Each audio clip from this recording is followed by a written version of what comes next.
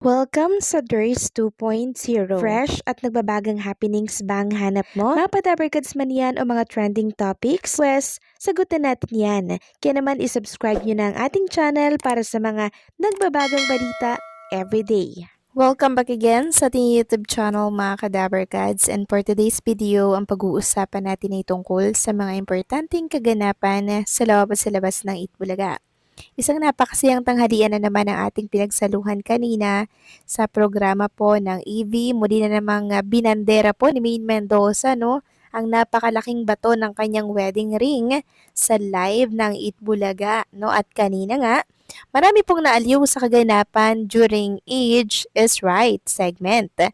Dahil sa ang sandals nga po ni Maine Mendoza, nagkakabakbakan, nahuhulog na po yung mga part nito sa semento. Tawang-tawa naman si Ryan na pinupulot at tinaamoy nga po ang mga nahulog na part ng sandal ni Maine Mendoza. So ganyan daw talaga pag hindi po nagagamit, nakatago lang. Kaya kahit sa palengke lang mga kadabarkads ang punta natin, dapat daw ginagamit yan. Kasi sayang nga naman kung masisira lamang, di po ba? Samantalang isa sa mga secret agent ng The Age is Right nga po kanina, kinaaliwan ng marami. Si Lula Telly na 92 years old.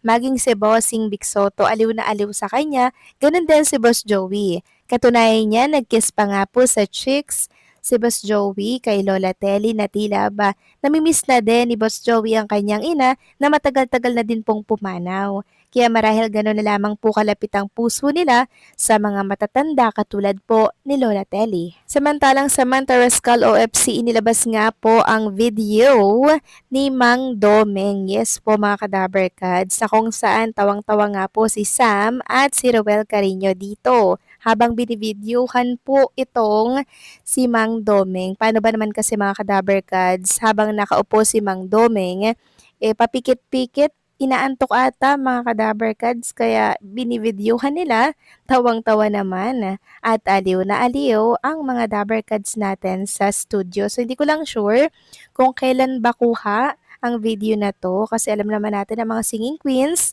ay hindi na po natin madalas nakikita sa programang Itbulaga.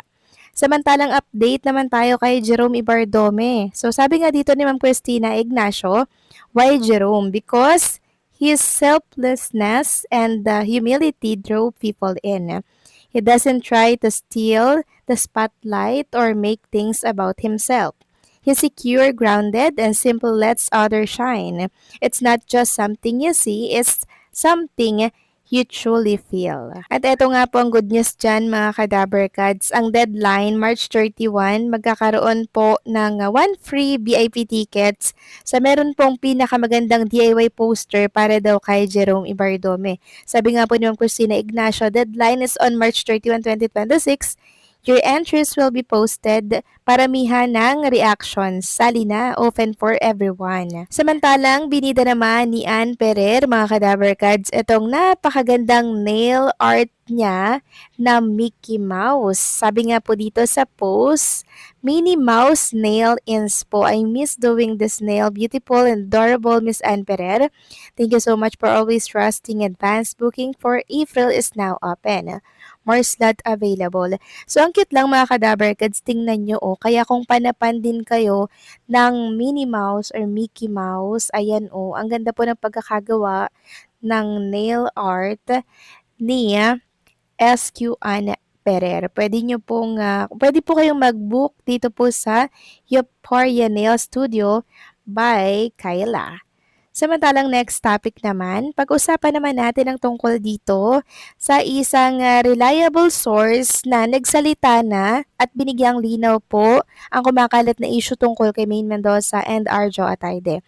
Sabi nga dito, Maine Mendoza, Arjo Atayde still together. Ayon po yan sa source. A reliable source close to the Atayde family denied that Arjo and Maine Mendoza are now separated. In a quick call with PhilippineStar.com earlier today, the reliable source said that Maine is not just feeling well during Art and Ria Atayde's birthday celebration. Real talk, no showbiz. Hindi caps. Sila pa, masama lang ang pakiramdam noon ni Maine, the source said. Social media users began to suspect that Maine and Arjo are now separated because of the now deleted video of Bayani Agbayani's TikTok video wherein the whole Atayde family was seen without Maine. Maine also posted her birthday celebration last March 3 without a single post showing Arjo, which also fuels separation speculations from fans. Grateful for the overflowing birthday love. Thank you for the greeting and wishes. Happy 31st. She captioned the post. Maine then posted her Vietnam trip with friends on March 14 without Arjo again. Instagram user asked Maine where Arjo was, but she didn't reply. So, ang confirmed dito mula po sa isang reliable source, Maine and Arjo are still together. At doon pa lang, dapat na po tayong maging panatag. Samantalang isang Eat Bulaga host at isang Ed Showtime host magsasama po sa isang big project. Yes, confirm po yan mga Kadaberkads. Ayun nga po dito, it's finally happening.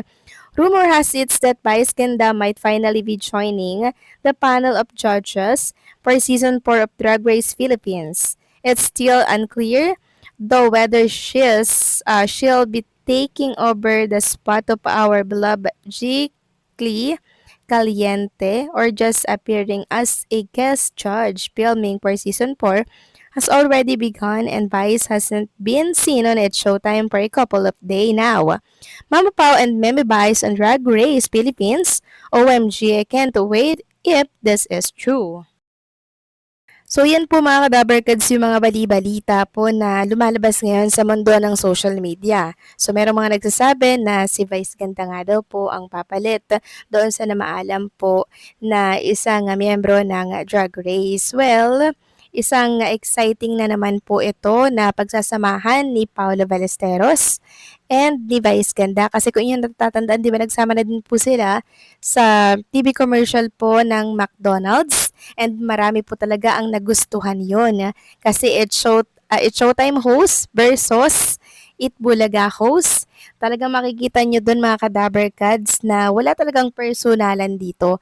Trabaho lamang, di ba? Paglabas po ng Eat Bulaga, paglabas ng It's Showtime, wala na po yung tinatawag na yung labanan, 'di ba? Yung kompetensyahan dahil sila po talaga ay magkakaibigan sa labas ng programa. Kaya kung totoo man nga po ito, congratulations kay Vice Ganda and syempre kay Paulo Ballesteros dahil another exciting na naman na project with Vice Ganda ang mangyayari soon. Kaya dapat nating abangan mga Kadaberkads. So, paano hanggang dito na lamang pong update natin at maraming salamat po sa patuloy na pagsuporta.